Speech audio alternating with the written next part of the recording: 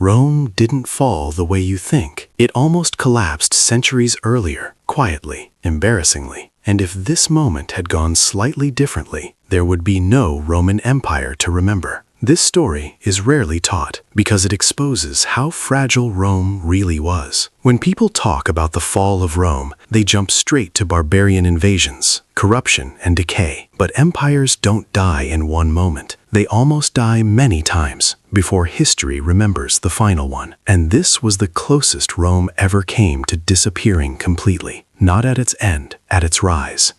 This story happens in 216 BCE. Rome was expanding fast, too fast, and it was about to meet the most dangerous enemy it had ever faced. His name was Hannibal Barca, a general so effective that Roman senators were afraid to say his name out loud. Hannibal did what no one thought possible. He marched an army with war elephants over the Alps, not to scare Rome, to destroy it. One by one, Roman armies disappeared, entire legions wiped out, confidence turned into panic, and Rome responded with the worst decision it could have made. Rome believed numbers solved everything, so they gathered the largest army they had ever assembled, over 80,000 soldiers. Their plan was simple: overwhelm Hannibal. It failed catastrophically. At the Battle of Cannae, Hannibal pulled off one of the most devastating tactical traps in military history. The Roman army was surrounded, crushed, slaughtered. By the end of the day, up to 70,000 Romans were dead.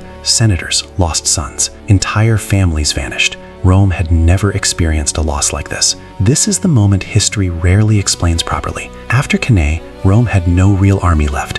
Its allies defected. Its reputation collapsed. Hannibal was free to march on the city itself. And here's the part that changes everything. Hannibal didn't attack Rome. Historians still argue about why. Lack of supplies, no siege equipment, political hesitation. But Rome didn't know that. Inside the city, panic took over. Boys were conscripted. Slaves were armed. Funeral rites were performed in advance. Rome was preparing to die. Rome made a radical decision. They stopped chasing glory. They stopped seeking quick victories and adopted a strategy so humiliating it almost tore the Republic apart. It was called the Fabian strategy. Avoid Hannibal. Starve him out.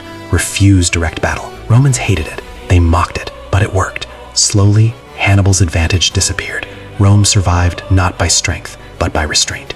If Hannibal attacks Rome after Cannae, the empire likely ends before it truly begins. No Roman law legacy, no Roman roads, no foundation for modern Europe.